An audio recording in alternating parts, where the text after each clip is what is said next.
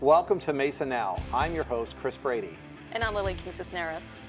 Fall is right around the corner, and today's show will talk about some of the upcoming live events at the Mesa Arts Center. And I got a chance to see what archaeologists were digging around at Riverview Park. And we'll have a chance to meet with District 3 Councilmember Kavanaugh. So stay right there because Mesa Now starts right now.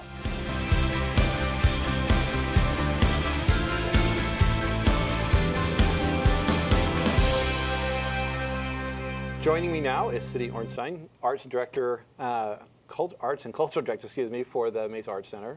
Welcome, Cindy.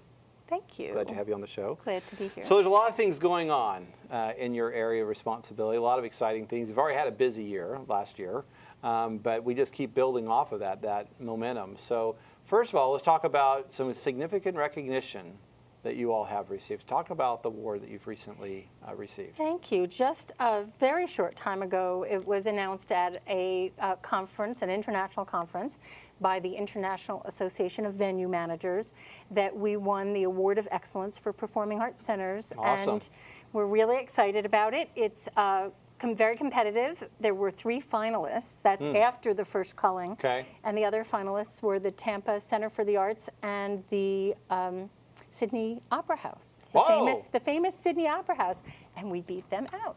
So Sydney Opera House in Mesa, Arizona.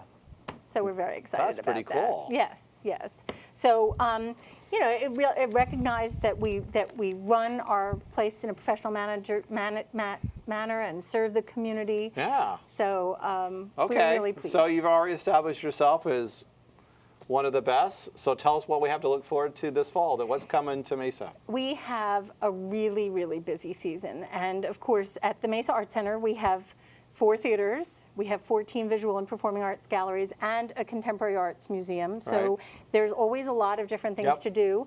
Let's start with the Performing Live series. That's the series of concerts that we put on in the theaters that we present ourselves. Okay. These are touring artists from all over the world. I wanted to mention that tickets are on sale now. Right now. Individuals can buy an individual ticket to one show. There you go. And the thing that's worth noting is that last year a lot of people were disappointed in that they didn't get tickets to something they wanted to see because it was sold out before they went to buy their tickets. So I want to urge people to go to mesaartscenter.com and check out the season. Right. There are quite a number of shows that are going to be on track to sell out, and I wanted to mention a few of them just to give people a sampling. Absolutely. These are things that I think have a good chance of selling out early. Robert Irvine Live, he's a star from the Food Network, master chef, and he's going to do an on-stage performance and cook food on stage. Okay. Leanne Rimes, the country singer, is doing a show at the holidays, December 9th. Nice. Dave Koz and Friends is a perennial favorite. Always. Smooth jazz, people love him, and he brings some of the best names and best talent in jazz with him. That's December 19th. Shatner's World, that was an add-on at the very beginning, right before we kicked off this season, announced it. William Shatner has a one-man show called Shatner's World. Serious? It's supposed to be hysterical. It did really well in New York. He could just do his commercials. And people would laugh, right? Okay. Yeah, he's quite the character. That's January 20th. That's going to sell fast. Okay. George Benson is going to be performing with the Phoenix Symphony. And it's going to be in Mesa. Wow. And that's going to be a tribute to Nat King Cole, which should be a phenomenal show on January 26th. Oh, that would be awesome. Yeah, I'm really excited about that. Well, and those are just the ones you think you're going to sell out, and there's a lot more. And then Bill Cosby. I do want to mention Bill Cosby. We had a lot of disappointed people because Bill Cosby sold out so fast, and it is selling very fast. So if you want to see Bill Cosby, and if you've never seen him, this is the time to buy your tickets. Do it now. Yeah. Get those tickets. All right. Very good. Also, I want to encourage people to check back with our website frequently. We have currently 52 shows on sale. Okay. We add new shows as they become available. If something really good that we think Mesa would love comes along or the Valley would love, we add it. Add it in there. And the only way to find out, well, there are a few ways. One is you can sign up for our newsletter. Our eBlast newsletter is free. You can sign up at our website, mesaartscenter.com. You can become a member, and memberships start at $50. And if you're a member, you get first notification of new shows and the first chance to buy tickets. And that's true all the time, including at the beginning of the season. Okay. So Excellent. it's a really good deal for someone to become a member, and they get informed about all the special events, get invited to special Sure. receptions, et cetera. Okay. So we want to encourage people to do that. Absolutely. Oh, wow. That's good. You want to talk about your Contemporary Arts Museum? Let's talk about what's going on, the gallery. A What's lot going of on? people don't realize we have these 5 absolutely exquisite galleries at the Mesa Contemporary Arts Museum. It's downstairs, so kinda sort of little hidden. disappears. It's true. But when people go down and see it, they're just amazed at how Yeah. beautiful it is.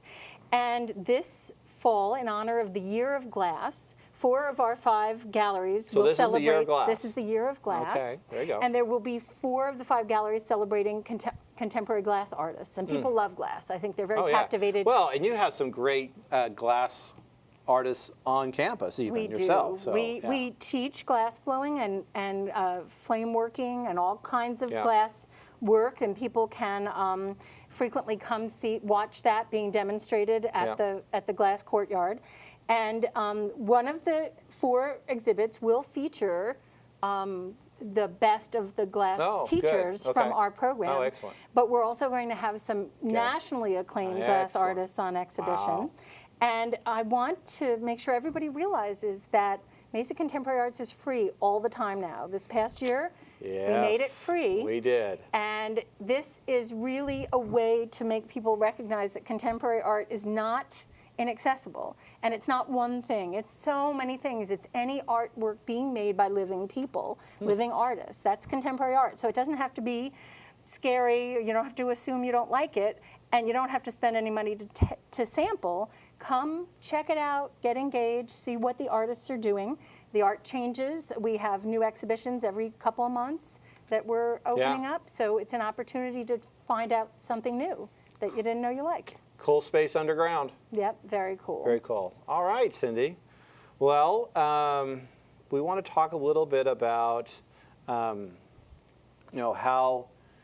the Art Center, just kind of recap. It was just not only what you're doing this year, but it's just amazing how far the Art Center has come over the last few years. National recognition through this award, the Republican national debates. So you're doing a great job over there, and I think people are really recognizing all the things that take place there. It's a great venue, and it's amazing. The more people come out to it, they're amazed every time they come out. And we want to make sure people understand there's so many ways to get involved. We have festivals that are free, that Right. are great for families.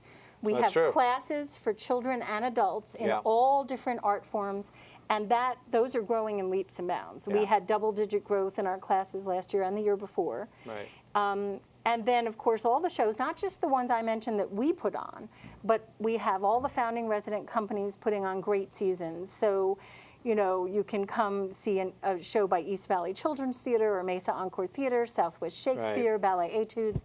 There are just so always something many going on. things And it's to do there's and something see. for everyone, There is right? absolutely something for everyone, Right. something at every price point. All right. Cindy, thanks for joining us today. Thanks for having sharing that me. with us. So up next, Lily takes us down to see what treasures lie beneath Riverview Park.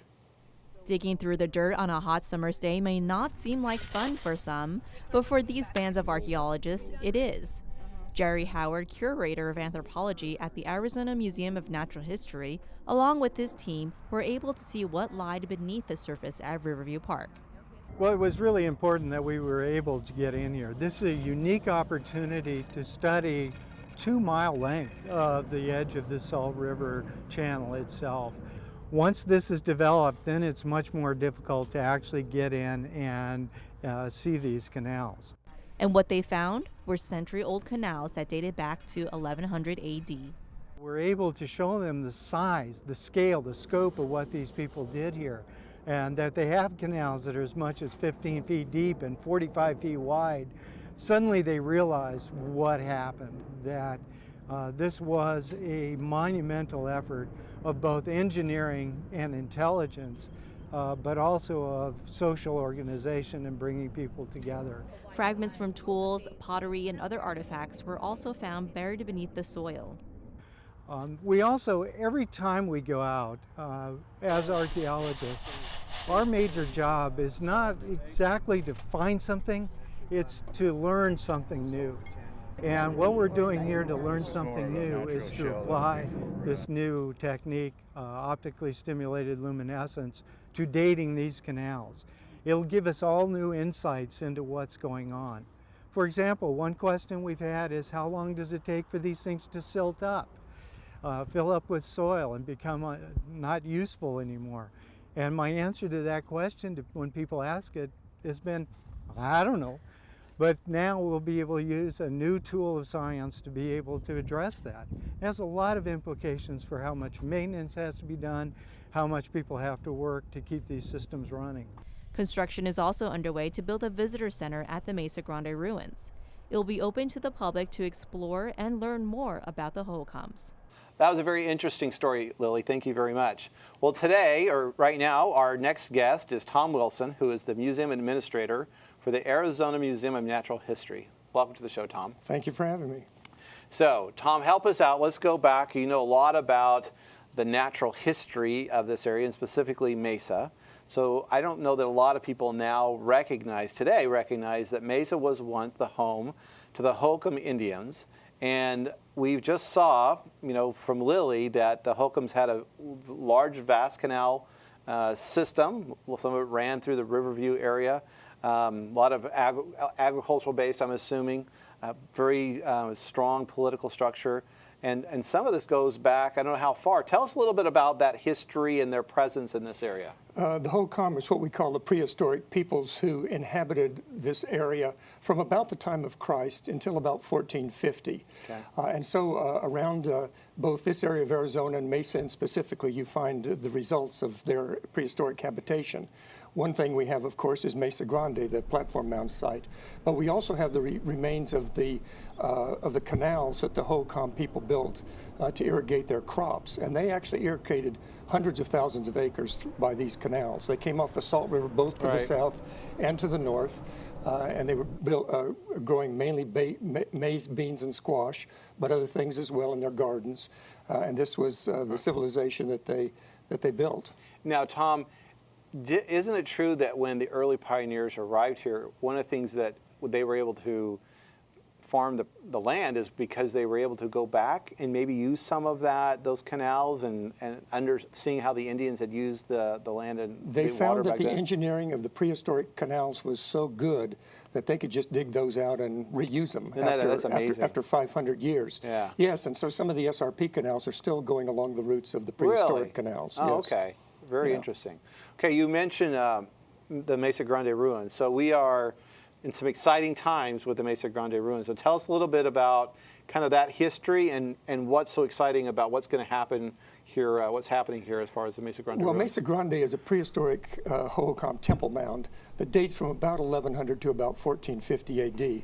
It's just across from the old Banner Mesa Medical Center, where Brown turns around and becomes Date. It's at that area of West Mesa.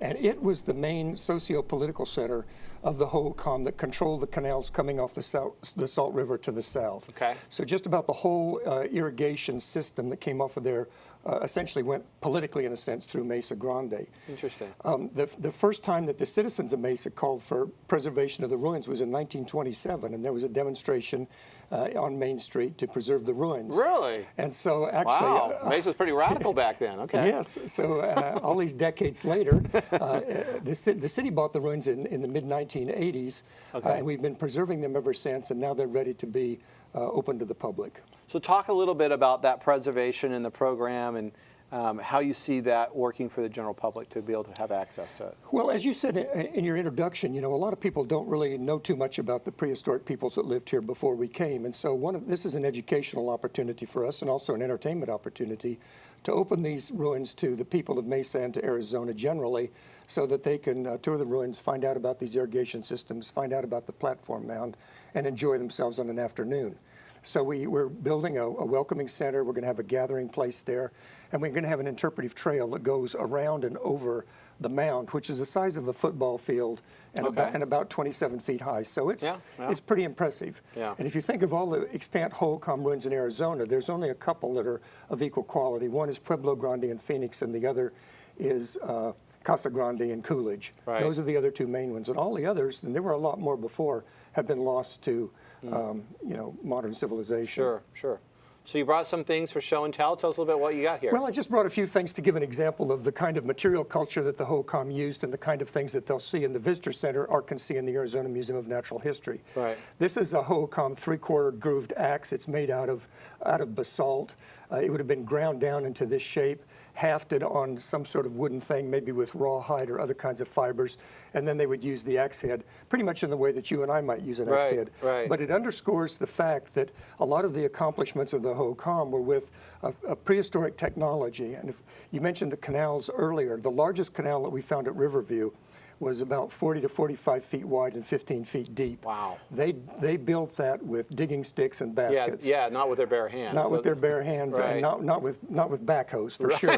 So this was about the But they height of that they had some pretty technology. sophisticated tools. I mean, Some they had to pretty have some nice, tools. some pretty to- nice tools, but yeah. an awful lot of labor involved, Yes. a lot of dedication to Sure. their civilization to do that. The other thing I brought just to show is an example of HOCOM ceramics. This is a bowl, of course. It's called red on buff, which is one of the characteristic ceramics of the HOCOM. This would be over about 1,000 years old, and this particular bowl probably would have been used for food preparation or food service. Sure. So that's the kind of thing this is, the red and buff, a characteristic HOCOM thing. So one of the things you'll see at the site is is examples of not only this, but shell ornaments, and they had palettes that they used for making colors and things. So that a lot of the material culture of that. But when you tour the site itself, we're carrying 4 themes across the landscape. One is the HOCOMs, as we've been talking about. The other are early explorers in the area who came either to this area or to the site itself, and the records that they left about it. Third, what contemporary archaeologists think of the site. And fourth, we're calling Look Closely, and that's inviting our visitors to look at the cultural and natural history of Mesa Grande itself, saying this is what, these are the characteristics of this mound, and this is what you see here, but also here's the flora and fauna. You know, look for the red squirrels, look for the birds, look for these particular plants, the agave, and so forth, that were the environment of the prehistoric HOCOM. Interesting. So, Tom, is there any estimate that you have as far as maybe at the peak population of the area, what it might have been like? Do you have any ideas? Well, they cultivated in the hundreds of thousands of acres, and so the population of this area probably would have been 20, 30, 40,000 people, something like that. Even though they used pretty sophisticated irrigation techniques and so forth, and they were an agricultural society, we don't forget that they were in the desert, and that does put limits on your ability for population growth. Yeah. But a lot of people. Yeah, no, I mean, that's amazing for back in that period of time. All right, Tom, very exciting. So, timing, when do we expect things to be open to the public? What's kind of generally your time We're going to frame start right now? construction of the Visitor Center at Mesa Grande in about a month. And so probably the opening day will probably be in January, first couple of weeks in January, something like Very that. nice, very nice. Okay, Tom, Really thank you very looking much. forward to it. Yeah, this is a great project. Thank you very much. Thanks for having me. Thank you.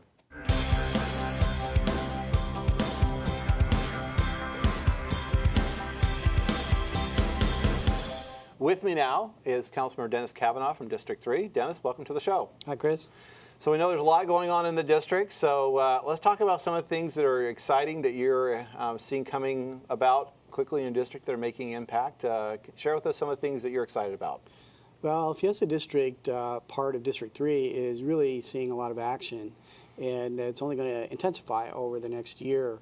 Very shortly, Mesa Community College is going to be initiating construction on a number of really very exciting projects that will comprise almost $40 million of new investment into the Fiesta District. And these are wide-ranging projects. Probably the most visible one will be transforming a site on Longmore that was where the old Harkins Theaters were and the Fuddruckers building into a new almost $15 million performing arts center. Mesa Community College students and faculty really have had no place for their dance and music programs to perform, and they have just hundreds of students who are in that program. Sure. So that's going to kind of dramatically change the look on Longmore on the eastern edge of that campus. And in conjunction with that, they are building a new $2 million art gallery on campus to be able to display works by their students and faculty as well as visiting artists.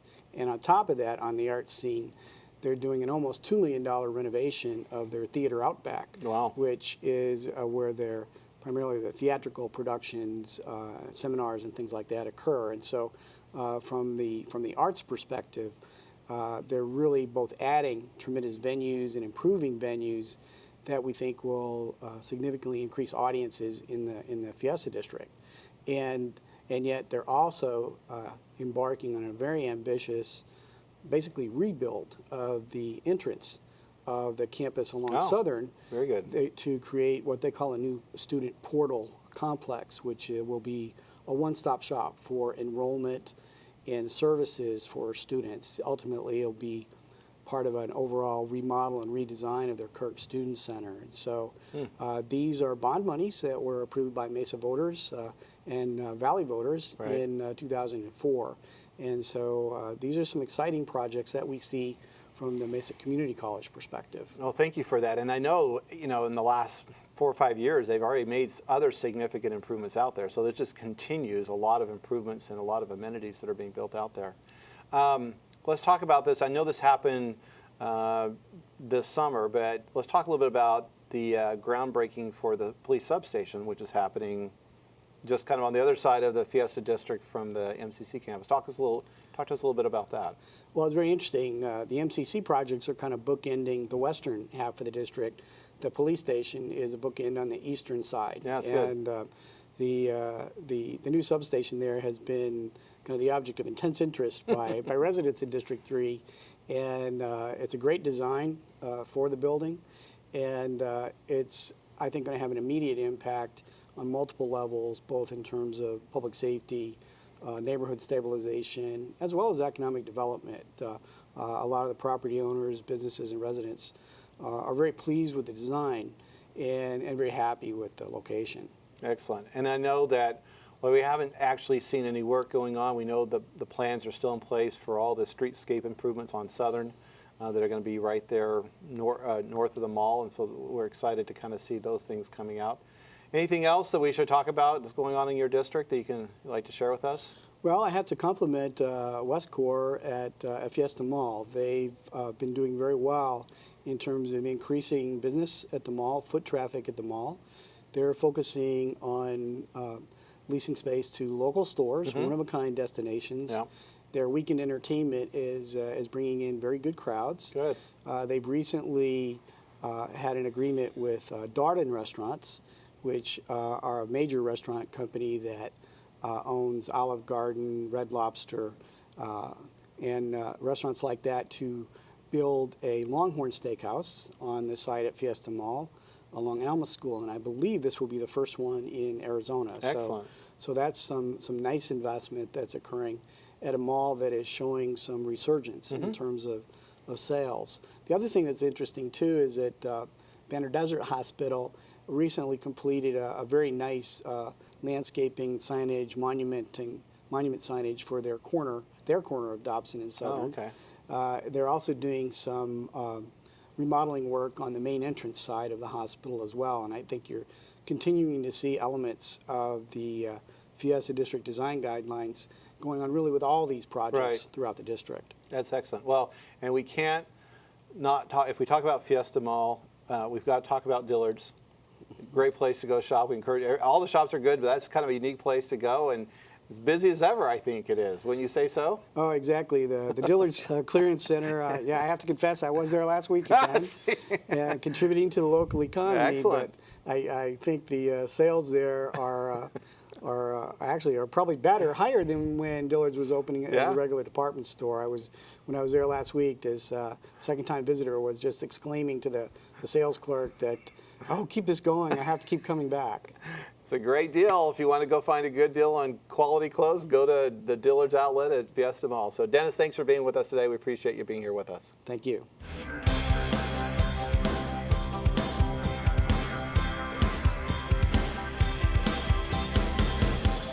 Well, Chris, something exciting that just announced not too long ago was a new airline coming to Phoenix Mesa Gateway Airport. Can we say who it is? We can now. It's our third airline at Phoenix Mesa Gateway Airport. That's Frontier Airline. And we're really excited to have them come join us out at the airport. They've announced, at least this first announcement, is they're going to be providing daily flights to Denver, Colorado. That's exciting. Yeah, and I don't know that a lot of people know this, but Denver, Colorado is one of the top destinations going out of Phoenix. And so I did not realize I know, and so it not only fits a good niche as far as providing leisure travel, but we really think with those daily flights, it will also serve some of the business community very well. So we're very excited to have Frontier. And the nice thing is that we're flying into their main hub, which is Denver. That's where they're headquartered.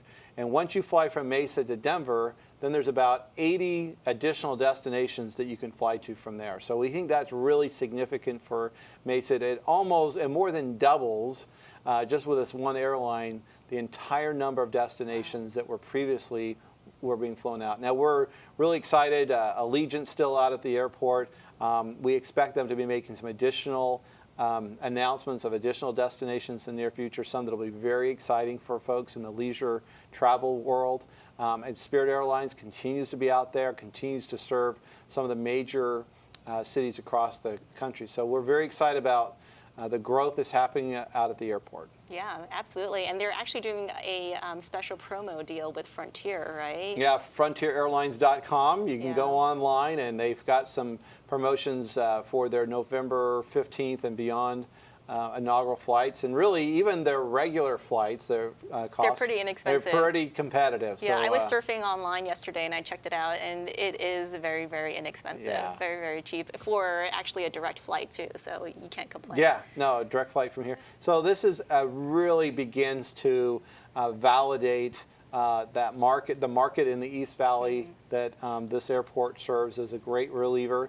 There's still some skeptics out there, but boy, now they have three well-known airlines, and Frontier really has been around for quite a while. And the fact they serve so many different destinations, and the fact that we're flying into a major hub, Yes. all make this very exciting. And then we just can't wait until the East Side terminal gets built, Well, right? yeah, I mean, that's still going to take a little time. We still have room. We're expanding, and we still haven't completely built out all the terminal space on the west side, but we know that that day is coming soon when that will be completed, and there's a lot of lead time to get over to the east side, so we're already putting those plans in place and starting to discuss what it's going to take to make that happen. Oh, some exciting stuff. Yes. Well, that's our show. We want to thank all our guests for coming to Mesa Now. And if you have additional questions or want to find out more information about the topics that you've seen on this show, just go to our website at mesaaz.gov. Thanks for watching, and we'll see you next time.